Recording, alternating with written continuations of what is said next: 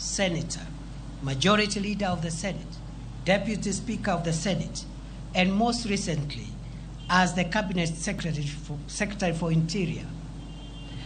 I now take over office as the third deputy president of the Republic of Kenya. It remains astounding how a son of Kenya, born some 52 years ago in Tharaka, a remote part of the then Meru district, and in a humble homestead of a rural clergyman and his housewife's spouse, could eventually get the opportunity to serve this country in the esteemed and high office of Deputy President of the Republic. My assumption to the office of Deputy President has presented me with an opportunity